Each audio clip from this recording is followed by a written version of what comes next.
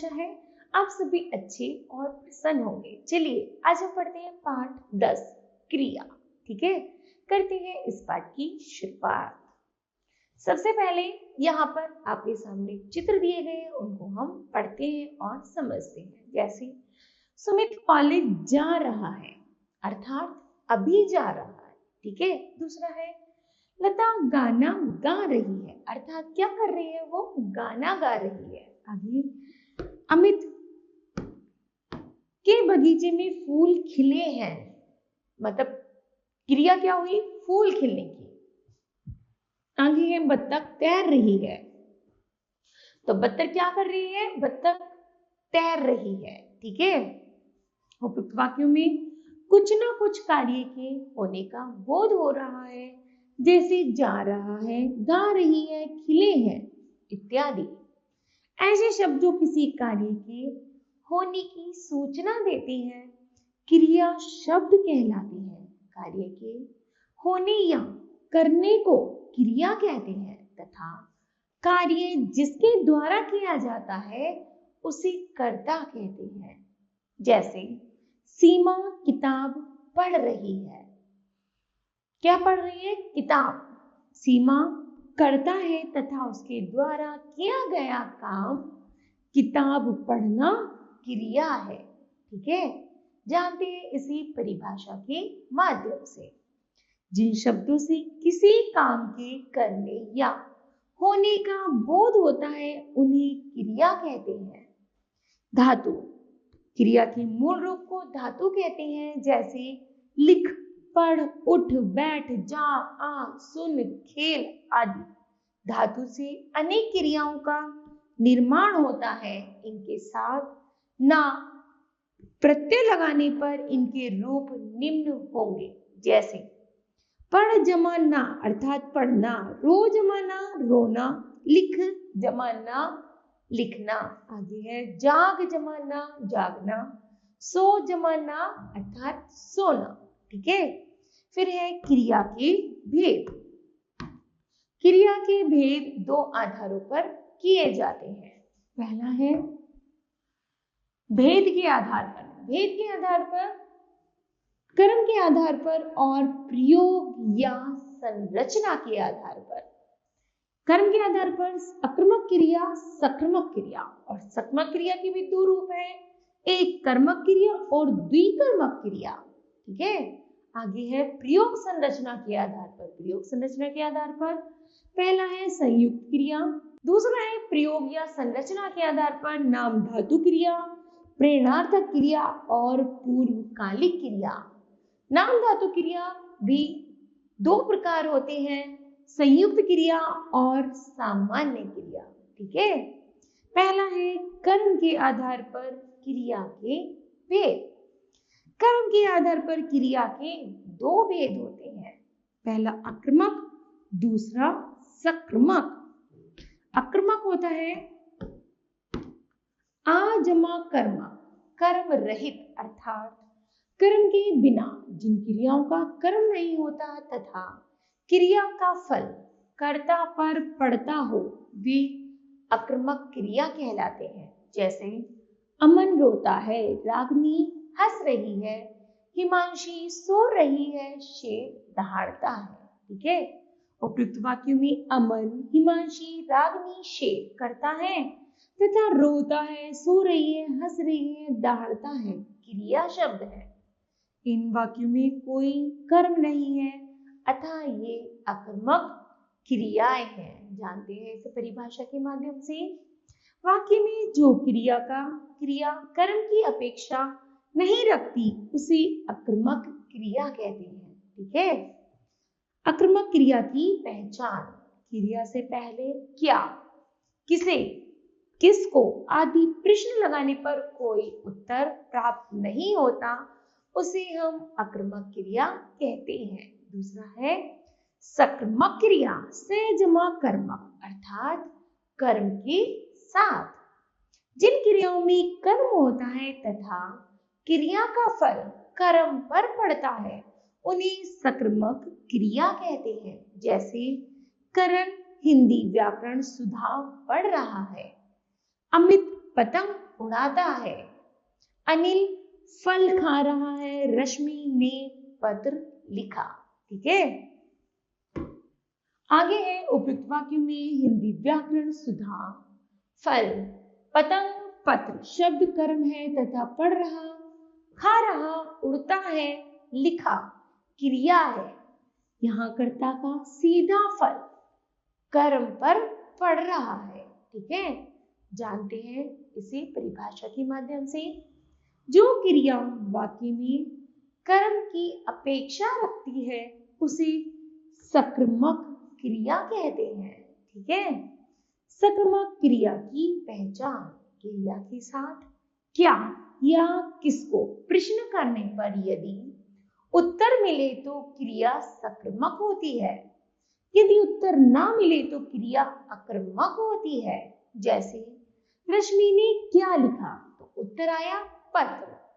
उसी तरह दूसरा है अमित क्या उड़ा रहा है, तो उत्तर आया पतंग। यहाँ प्रश्न का उत्तर मिल रहा है अर्थात यहाँ पर जो भी क्रियाएं की जा रही है वो सक्रियक क्रियाएं हैं। ठीक है, आगे है सक्रियक क्रिया के भेद। सक्रियक क्रिया के दो भेद होते हैं, एक कर्मक और द्विकर्मक। पहला है एक कर्मक क्रिया, जिनकी सक्रियक क्रियाओं में केवल एक ही कर्म होता है वे एक कर्मक क्रिया कहलाते हैं। जैसे रीति पेन से लिखती है, तो रीति ने क्या किया, केवल एक कर्म किया, पेन से लिखा। अर्थात यहाँ दिए गए वाक्य में क्रिया एक कर्म है पेन, अतः यहाँ एक कर्मक क्रिया है।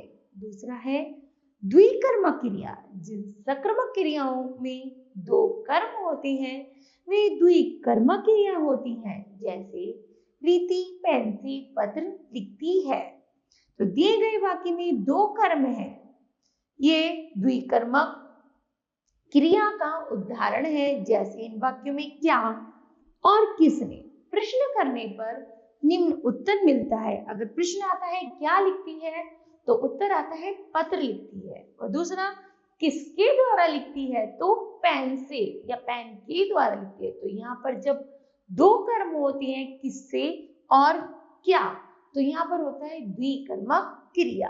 ठीक है बच्चों, आगे चलते हैं।